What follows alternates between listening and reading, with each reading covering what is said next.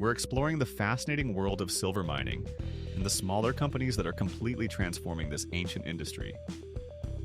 Humans have been mining silver since ancient civilizations, but what's happening now is absolutely remarkable. I've heard silver's becoming super important for green technology.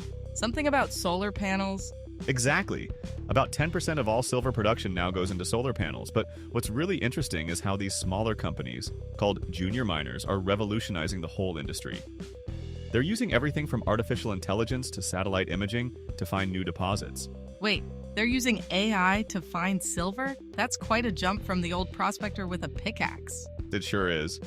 And today we're going to explore how these smaller companies are balancing cutting-edge technology with environmental challenges, transforming local communities, and even helping drive the green energy revolution. Sounds like we've got quite a journey ahead. I'm particularly curious about how these small companies compete with the big players. Well, you're in luck because we've got some amazing stories to share about exactly that. Ready to dig in? Lead the way. Before we dive into today's silver mining landscape, we need to talk about a watershed moment that completely changed how the industry operates. Let me take you back to the 1990s when one of the biggest scandals in mining history unfolded. Are we talking about Bre-X? That's exactly right. You know about it? I remember hearing something about a massive fraud, but I'd love to know more about how it actually changed things. Well, it's quite a story. Bre-X was a small Canadian mining company that claimed to have found an enormous gold deposit in Indonesia. The stock went from pennies to over $280 per share. People were pouring their life savings into it. Pension funds were investing. Everyone wanted a piece of what seemed like the biggest gold discovery in history. I'm sensing a pretty big butt coming. You're right. The whole thing was an elaborate fraud. The company had been salting their samples with gold from other sources to make it look like they'd struck it rich. When the truth came out, billions in market value simply vanished overnight. That's terrible. How could they get away with it for so long? That's the fascinating part. Back then, the rules around reporting mining discoveries were, well, let's say they were a bit loose. Companies could basically announce whatever they wanted without much verification. So what happened after the fraud was discovered? The industry realized it needed to change, and changed dramatically. This led to the creation of something called National Instrument 43101, or NI 43101 standards. That sounds very technical. What exactly does it do? Think of it as a complete rulebook for how mining companies have to report their findings. Every single claim about mineral deposits needs to be verified by qualified professionals. Companies can't just say they found silver. They need extensive documentation, proper sampling methods, and independent verification. So it's basically like having a building inspector, but for mining claims? That's a great analogy. And just like a building inspector, these qualified professionals put their reputation and credentials on the line with every report they sign. It created accountability where there wasn't much before. This must have really changed things for junior mining companies. Absolutely. While these standards made exploration more expensive and time-consuming, they also made the whole industry more trustworthy. Investors now have real confidence that when a junior mining company announces a discovery, it's been properly verified. I guess that's particularly important for silver mining right now, with all the demand from solar panels and green technology we mentioned earlier. Exactly. And here's something interesting. These standards have actually helped smaller companies in unexpected ways. When a junior miner makes a verified discovery today, larger companies know they can trust the data. This has led to more partnerships and acquisitions, giving junior miners more paths to success. So in a way, the Bre-X scandal actually helped create the modern junior mining industry we see today? That's right. It's a classic example of how a crisis led to positive change. The industry had to rebuild trust from the ground up, literally and figuratively. And I suppose these standards are even more important now with all the new technology being used in exploration. I mean, if people could fake traditional samples, imagine what they could do with AI and satellite data. You've hit on something really important there. The standards have had to evolve to keep up with new technology, but the basic principle remains the same. Every claim needs to be verified, documented, and signed off by qualified professionals. It's amazing how one fraud case could have such lasting impact on an entire industry. Sometimes it takes a crisis to create meaningful change, and speaking of change, wait until you hear about how these junior mining companies are using artificial intelligence to revolutionize exploration. You know, Rowan, while we're talking about these dramatic changes in the industry, there's something remarkable happening right now in the silver mining world that's transforming the entire sector. Is this about the solar panel connection you mentioned earlier? Exactly. The relationship between silver mining and solar technology is creating some fascinating market dynamics. Just 10 years ago, solar panels were a tiny part of silver demand. Now they're consuming about 10% of all silver production annually. That's a pretty dramatic shift. But why is silver so essential for solar panels? Well, silver is actually the most electrically conductive metal we know of. When you're trying to capture and convert sunlight into electricity, you need the absolute best conductor possible. Each solar panel contains tiny silver lines that carry the electrical current. So as we push for more renewable energy, we actually need more mining? That seems almost contradictory. It's one of those fascinating paradoxes in the green energy transition. To build clean energy infrastructure, we need these critical minerals, and this is where junior mining companies are finding a really interesting niche. How so? Well, many of these smaller companies are specifically positioning themselves as green technology suppliers. They're developing new deposits with solar manufacturers in mind, and some are even partnering directly with solar companies. I imagine this must be creating some interesting opportunities for these junior miners. Absolutely. Some of these companies are finding that their previously marginal silver deposits are suddenly quite valuable. A deposit that might not have been worth developing when silver was mainly used for jewelry might now be economically viable when you factor in the consistent demand from solar manufacturers. That's fascinating. So these junior miners are essentially becoming part of the green energy supply chain? Precisely. And here's something really interesting.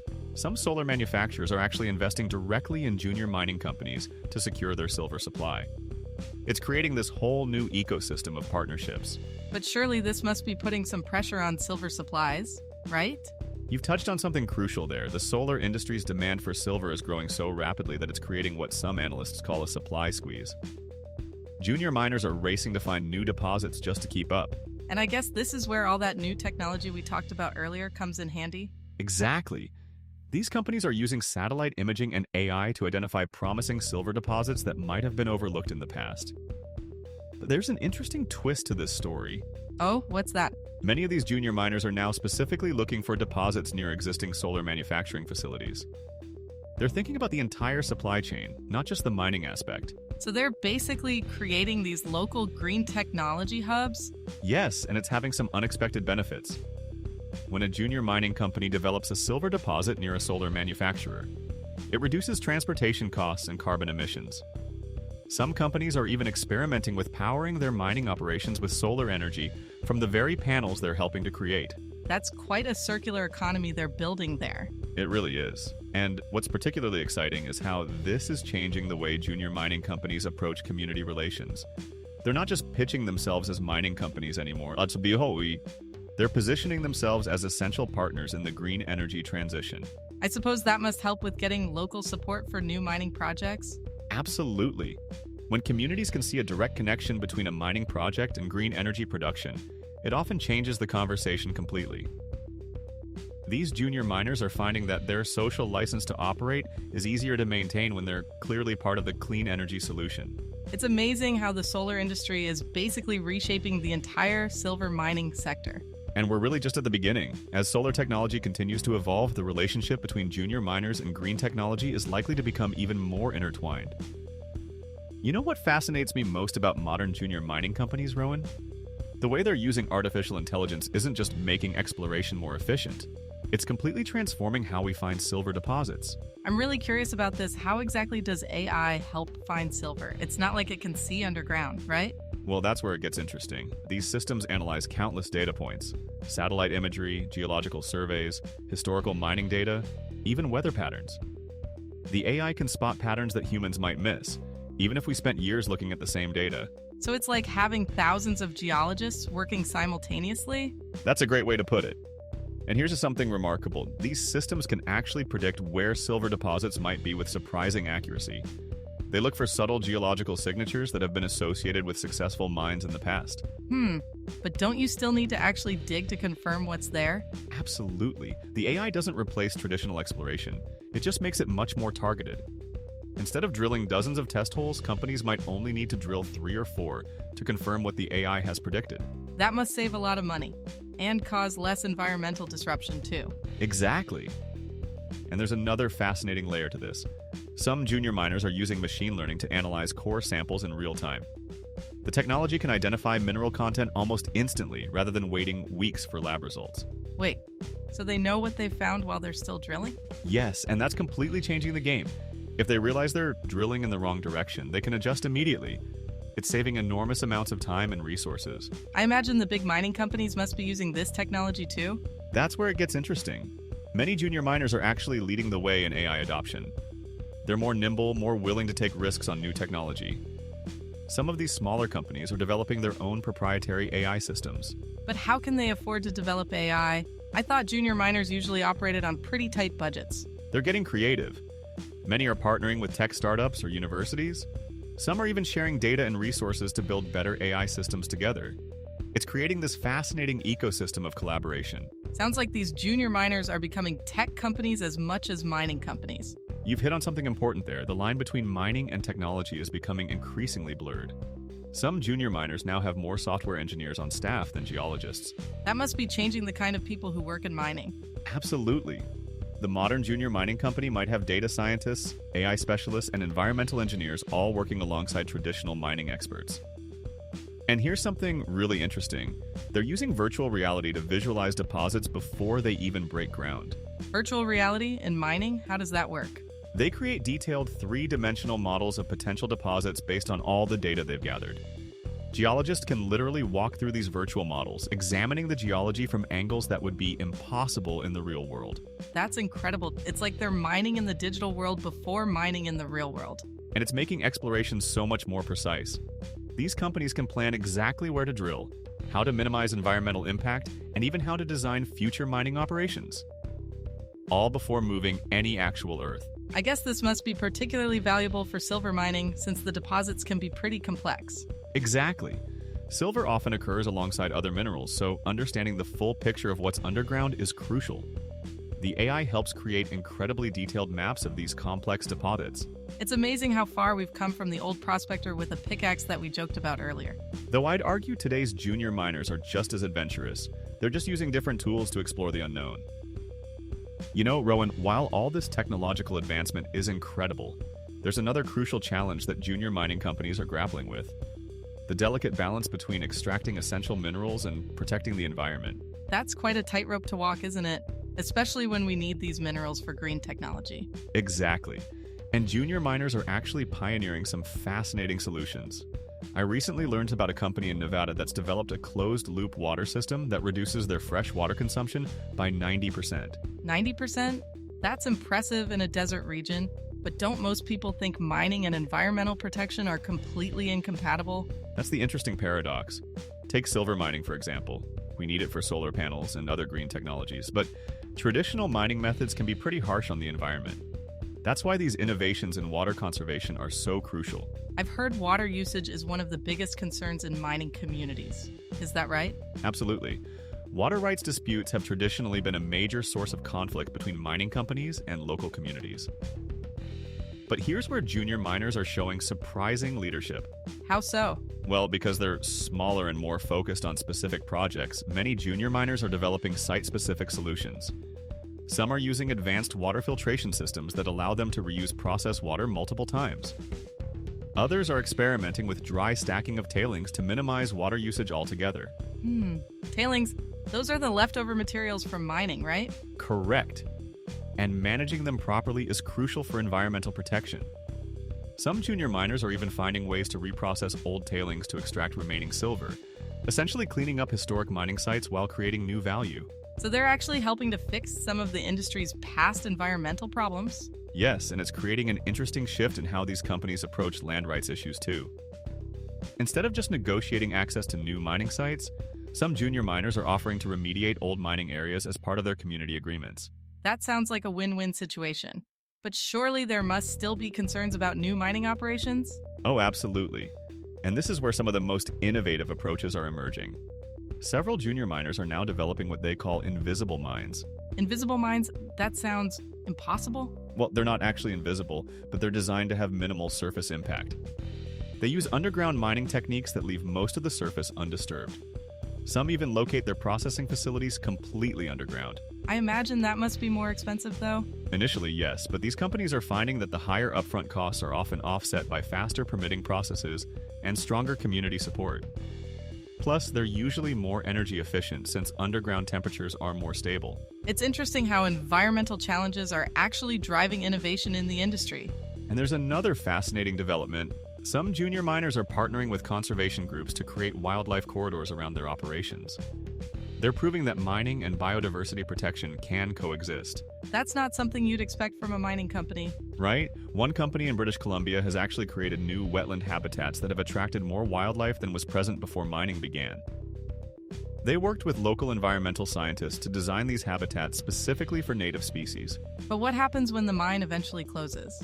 That's where modern mine planning comes in. These companies are now required to have detailed closure plans before they even begin operations. Some are even designing their operations so that the infrastructure can be repurposed for community use after mining ends. It sounds like the whole approach to mining is being reimagined. It really is. And junior miners are often leading this change because they can be more flexible and innovative than larger companies. They're showing that responsible resource development isn't just about minimizing damage, it's about creating positive environmental impacts wherever possible. You know, Rowan, while we've covered the technical and environmental aspects, there's this incredible human story that often gets overlooked. What happens to communities when junior miners make a major discovery? I'd love to hear about that. I mean, it must be quite dramatic when a small exploration company suddenly strikes it rich. It can completely transform a community. Let me tell you about what happened in a small town in Idaho just last year. This junior mining company had been exploring what everyone thought was a modest silver deposit. The town had been struggling since their old mine closed in the 1980s. So I'm guessing they found something big? They found one of the highest grade silver deposits discovered in North America in the past decade. But here's what's fascinating. The impact started even before they began producing any silver. How so? Well, just the exploration phase created about 50 new jobs. But it wasn't just mining jobs. They needed everything from local caterers to environmental consultants. The local coffee shop went from struggling to stay open to hiring 3 new employees just to handle the increased business. But isn't there a risk of creating another boom and bust cycle? That's where modern junior miners are doing things differently. Many are working with communities to build sustainable development plans. In this Idaho case, the company actually helped establish a technical training center that teaches skills useful beyond just mining. So they're thinking about the long-term impact on the community? Exactly, and here's something really interesting. Some communities are becoming active partners in these projects. In northern Canada, there's a junior mining company that signed an agreement giving the local Indigenous community a direct ownership stake in the project. That's quite different from how mining companies operated in the past. It really is, and it's creating these fascinating ripple effects. In that Canadian case, the community used some of their early revenues to fund a renewable energy project. So now they have both mining income and a sustainable power source that will last long after the mine closes. It sounds like these companies are thinking way beyond just extracting minerals. They have to. Modern junior miners understand that community support is as valuable as the silver they're looking for.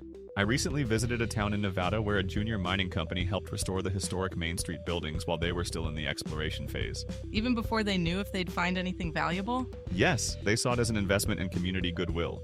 And it paid off. When they needed local support for their mining permits, they had the whole town behind them. But what about the communities that experienced mining booms in the past? Aren't they skeptical? That's a great question. Many are, and rightfully so. But some junior miners are actually turning that history into an opportunity. There's a fascinating project in Colorado where a company is reprocessing old mine waste while simultaneously cleaning up historic contamination. So they're making money and fixing past environmental damage at the same time? Exactly. And they're employing people whose families worked in the original mine generations ago. It's creating this beautiful connection between the community's mining heritage and its future. That's quite poetic, actually. Bringing new life to these historic mining towns. And you know what's really interesting? Some of these communities are becoming hubs for mining innovation. That Idaho town I mentioned earlier, they're now hosting an annual conference on sustainable mining practices. So these small discoveries can really have lasting impacts beyond just the mining itself? Absolutely. When done right, a junior mining discovery can be the catalyst that helps a community reinvent itself for the future while preserving its past. You know, Rowan, when we started this journey into the world of junior silver mining, I didn't expect to find such a fascinating intersection of tradition and innovation. It's really opened my eyes. We're not just talking about companies digging for precious metals. We're seeing the complete transformation of an ancient industry. And what's particularly fascinating is how these smaller companies are proving to be such important bridges between our past and our future. They're using artificial intelligence to find silver deposits that will power tomorrow's solar panels. And doing it in ways that actually benefit local communities and protect the environment. It's quite different from the old stereotype of mining companies just extracting resources and leaving. That's what makes this moment in mining history so unique. These junior miners are showing us that responsible resource development isn't just possible, it's essential for our transition to green energy. Though I have to say, I never thought I'd hear about mining companies partnering with environmental groups or using virtual reality to plan their operations. It really shows how far we've come since those early days of prospectors with pickaxes. These companies are rewriting the rules of what's possible in mining while helping build a more sustainable future. It's quite a story of evolution, isn't it? From ancient silver mines to AI-powered exploration, all while helping power our clean energy revolution. And that might be the most valuable discovery of all, that even in an industry as old as mining, there's always room for positive change.